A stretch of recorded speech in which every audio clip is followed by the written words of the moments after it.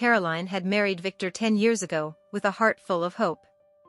Back then, Victor had seemed different, charming, successful, and ambitious. He was the kind of man who walked into a room and instantly drew attention, something Caroline always admired. Over the years, though, his ambition had turned into a cold, hardened obsession with wealth. Caroline, a high school art teacher who'd never sought luxury, found herself feeling out of place, surrounded by Victor's endless schemes and high society friends. She thought love would be enough to bridge the gap, but she was wrong. One chilly autumn morning, Caroline sat at their breakfast table, staring out the window, lost in thought. It had been weeks since Victor had spoken to her about anything meaningful. Everything felt distant and cold. As she swirled her tea, she felt his presence behind her, a chill trailing as he walked in. "Caroline, we need to talk," he said, his voice devoid of warmth. She turned around, hoping to catch some glimpse of the man she'd once known, but his face was hard, expressionless. She felt her stomach tighten. "What is it, Victor?" she asked, her voice barely above a whisper. He took a deep breath, as if even explaining himself was a burden. "I've been thinking, Caroline. We're just too different. You're content with this life, with your art and your teaching, while I need more. I need someone who understands the world I'm building." Caroline felt her heart crack. "Victor, we built this life together. I've always supported you, even when I didn't understand. I thought that's what love was." He scoffed, his eyes glinting with impatience. "That's exactly the problem, Caroline. I don't want someone who just supports me. I need someone who adds to my success, not someone who holds me back." The words felt like a slap, and she looked away, feeling humiliated and small. "So, what are you saying, Victor?" He straightened his posture, as if bracing himself to make his next statement sound reasonable. "I think it's best if we part ways. You'll have enough to start over, I'm sure. But this isn't working. You and I, we don't belong in the same world anymore." Caroline sat frozen, his words echoing through her mind. The world she'd known, the life she had thought was hers, was collapsing around her. She'd given up her dreams, her career aspirations, even friendships for him, only to be discarded like a trinket that had lost its shine.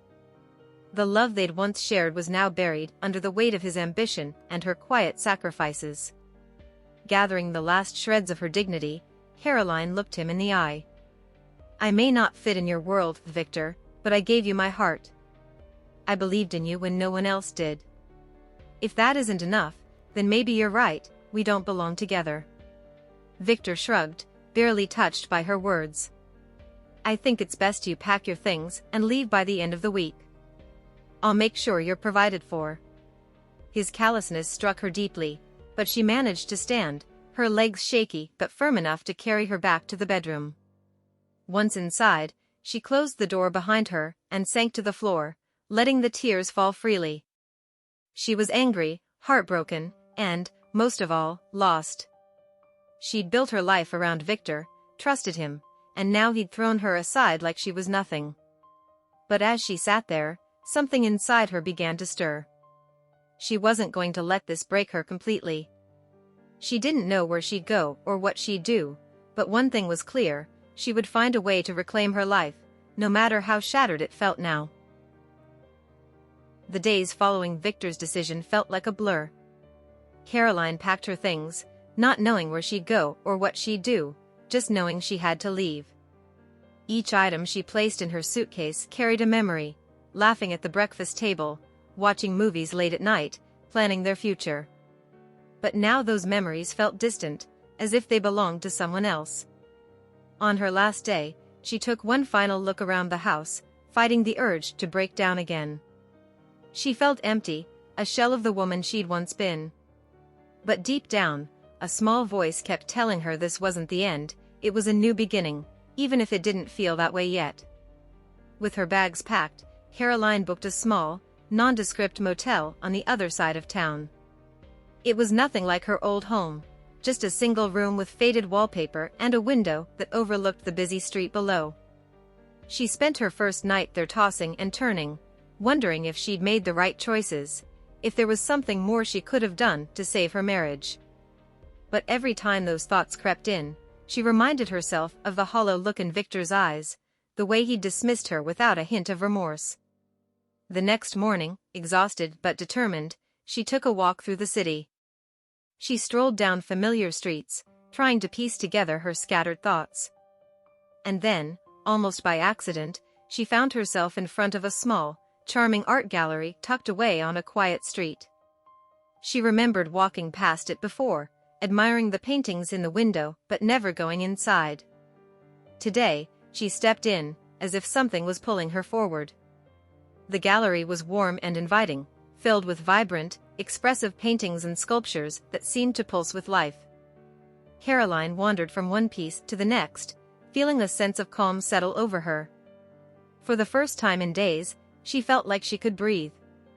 Just as she was about to leave, a woman approached her, smiling warmly. "Enjoying the art?" she asked. Caroline nodded, a bit shy. "Yes, it's beautiful. I can feel the passion in each piece." The woman, who introduced herself as Helen, was the gallery owner. She had a kind, understanding gaze, as though she could see right through Caroline's carefully held composure. They fell into conversation easily, talking about art, life, and, eventually, Caroline's recent heartbreak. It was as if Helen had opened a door Caroline had been too afraid to touch. After listening with quiet sympathy, Helen placed a gentle hand on her shoulder. "I know this is a hard time, but sometimes these breaks are exactly what we need to find our true path. Have you ever thought about creating your own art?" Caroline shook her head. "I used to paint, but I gave it up. Life got in the way." Helen's eyes sparkled with a hint of mystery. "Sometimes, life brings us exactly what we need. How about this? I'm starting an art class here, just a small group. Join us. You don't have to be perfect, just come and see what happens." At first, Caroline hesitated. The idea of returning to art, of doing something for herself, felt strange and uncomfortable. But as Helen smiled encouragingly, she felt a spark she hadn't felt in years. That evening, she signed up for the class, feeling a faint glimmer of excitement, a whisper of hope that maybe, just maybe, she was on the verge of something new. The next few weeks brought small changes. Caroline returned to painting, slowly at first, her brush tentative as it moved across the canvas. But each stroke felt like a release, a way to process everything she'd been holding in. She painted her pain, her confusion, and, eventually, her dreams. And with every piece, she felt herself growing stronger. Helen watched her progress, often giving gentle feedback, her encouragement unwavering. Caroline started to realize that there was life beyond Victor, beyond the years she'd lost. Each day in the studio was a step toward reclaiming herself, toward rediscovering the passion she'd buried long ago. One evening, Helen approached Caroline with a mischievous glint in her eye. "We're holding an exhibition next month," she said. "I want you to showcase some of your pieces." Caroline's eyes widened. "Oh, I don't think I'm ready for that." But Helen shook her head, firm and kind. "You're more ready than you think. People need to see your work, Caroline. Trust me." As Caroline looked at her, she felt a strange mix of fear and excitement. Part of her wanted to hide, to keep her art a secret. But another part, a stronger part, wanted to see what would happen if she stepped into the light. And so, she agreed. The exhibition was set for the following month, and as she walked home that night, she felt a sense of purpose stirring within her. She didn't know what would come of it, but for the first time in a long time, she felt like she was stepping into a world that was hers alone, a world filled with color, passion, and promise. The month leading up to the exhibition was a whirlwind of color, brushstrokes, and newfound purpose. Caroline poured herself into her art like never before. Each piece reflected a part of her journey, the heartbreak, the rediscovery, the resilience she hadn't realized was buried so deep within her. Her paintings took on a life of their own, each canvas a testament to her transformation, a story she was now unafraid to tell. As the opening night drew closer, Caroline's nerves set in. She wasn't used to being the center of attention. Her life with Victor had taught her to stay quiet, to blend in. But this time, something was different. There was a quiet confidence building within her, and as she looked at her finished pieces, she felt a flicker of pride. These were parts of her soul made visible, glimpses of the woman she was becoming. On the night of the exhibition, the gallery was buzzing with energy. Friends of Helen's, local art lovers, and even a few art critics had gathered to view the work. Caroline felt her heart pounding as she looked around at the crowd, their eyes scanning her paintings with interest and admiration. She took a deep breath, grounding herself in the reality that this was her night, her moment to step forward. As the evening went on, Caroline found herself mingling with guests, surprised by their compliments and genuine curiosity about her work. A few people even asked if her pieces were for sale. Each question, each kind word, felt like a balm to the wounds she'd been nursing for so long.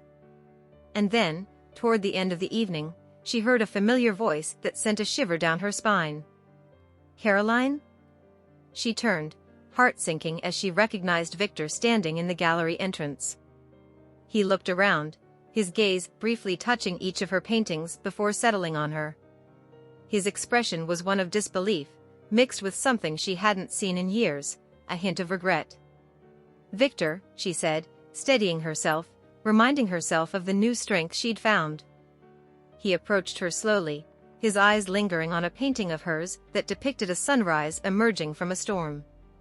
"I didn't realize you'd come this far. These are incredible." His voice was softer than she remembered, as if the sight of her art had disarmed him. Caroline looked away, unsure how to respond. This was the man who had once dismissed her as ordinary, unworthy of his world. But now, standing in the glow of her own achievements, she felt a sense of power she never had with him. Victor cleared his throat, breaking the silence. "I know things ended badly between us, but, seeing you like this, maybe I made a mistake. I was under so much pressure, and I didn't see what was right in front of me. Maybe we could start over?" His words, though carefully chosen, held the faintest trace of desperation. Caroline felt a pang of sadness, remembering the years she'd spent trying to be enough for him. Part of her wanted to hear his apology, to finally receive the closure she'd sought. But she realized, in that moment, that she didn't need his validation anymore. She had found her own worth. "Victor," she said gently, but firmly, "I loved you, truly. I would have done anything for you. But you taught me something valuable, that I needed to love myself first. I've found a life that's fulfilling, and for the first time, I'm not living for someone else. I'm finally living for me." Victor's face fell, a look of realization dawning in his eyes. He reached out as if to touch her hand, but she stepped back, giving him a soft, understanding smile.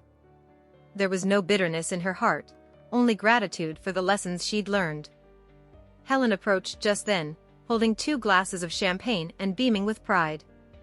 "Caroline, you've sold 3 paintings tonight," she said with excitement, oblivious to the tension between Caroline and Victor.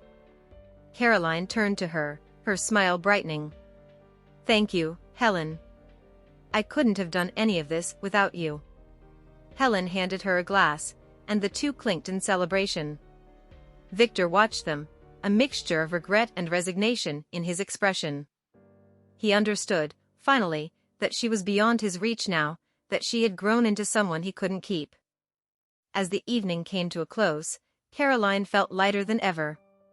She'd faced her past, forgiven herself, and found the courage to walk her own path. The gallery began to empty, and she looked at her remaining paintings, her heart swelling with gratitude for this second chance. She was no longer the timid woman she'd once been, she was stronger, wiser, and finally free. As she left the gallery with Helen by her side, Caroline knew that her life was only beginning. She had discovered her voice, her passion, and, most importantly, her own worth. No matter where this new journey would take her, she knew she would never lose sight of herself again. The following weeks were nothing short of a revelation for Caroline.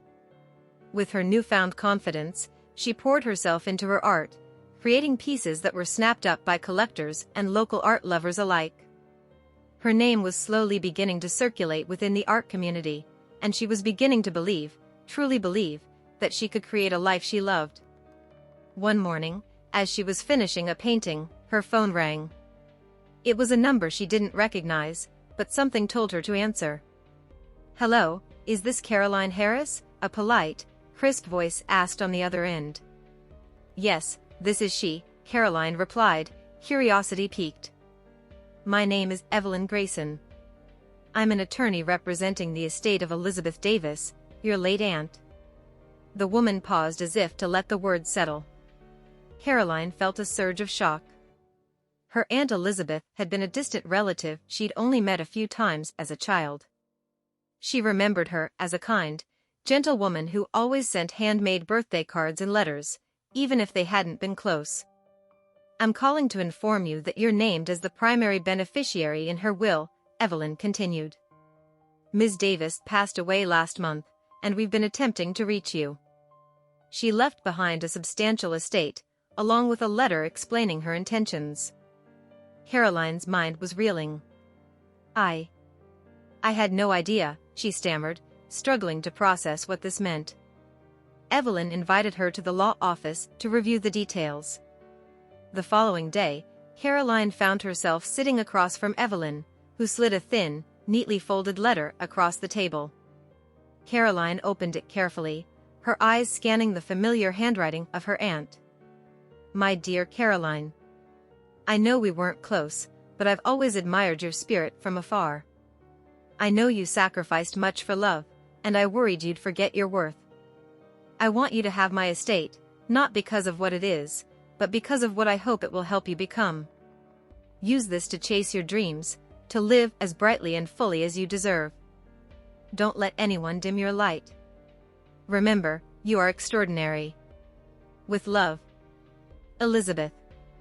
Caroline felt her eyes well up.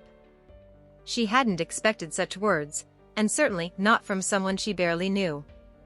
Elizabeth's kindness had reached her at the perfect time, as if her aunt had sensed her struggles and was guiding her forward. Evelyn continued, "Your aunt's estate includes a sizable property just outside the city, as well as financial assets that amount to over $2 million. It's all yours, Caroline." Stunned, Caroline sat in silence. Just a few months ago, she had been abandoned and left with nothing but the pieces of her broken heart. Now, not only had she found her own path, but she had been granted the freedom to build her dreams without fear of struggling. When she left the office that day, she felt the weight of her past finally lift. She knew exactly what she wanted to do with her aunt's gift. Her heart filled with gratitude, not just for the inheritance, but for the chance to finally honor her own dreams. In the months that followed, Caroline used part of her newfound fortune to open a gallery dedicated to emerging artists. Named Elizabeth's Light in honor of her aunt, it became a haven for those who needed a platform to share their voices and art with the world. Artists of all backgrounds and skill levels came together there, supporting and inspiring each other, just as Helen had once done for her. And in the process, Caroline found her own work flourishing more than ever. One evening, as she was locking up her gallery, she saw a familiar figure standing at the entrance, Victor. He looked worn, humbled. His business had taken a steep decline after a deal went wrong, she had heard, and he seemed a shadow of the confident man she'd once known. "Caroline," he said, his voice softer than she remembered. "I heard about everything. Your success, the gallery. I wanted to say I was wrong about you, about us. I've lost so much." She looked at him, feeling a strange sense of peace. The anger, the hurt, they were gone. In their place was compassion, for both him and the woman she used to be. "Victor," she replied, her voice gentle but firm, "I wish you well, truly. But I've found a life that's mine, and I'm happier than I've ever been. I don't need to go back." He nodded, understanding dawning in his eyes. They exchanged a quiet farewell, and as he walked away, Caroline felt only gratitude, for the pain that had led her here, for the love she had found in herself. In the coming years, Elizabeth's light became a beloved fixture in the city. Caroline's own art continued to touch hearts, her story inspiring those who came through her gallery doors. And every time she looked at her work, she remembered the journey that had brought her here, the heartbreak, the rediscovery, and the kindness that had given her the courage to shine. She had been cast aside, but in the end, she found something far more precious than she had ever imagined, a life built on her terms, one filled with purpose, passion, and a light that could never be dimmed. If you liked it, subscribe to the channel and enjoy these other amazing stories.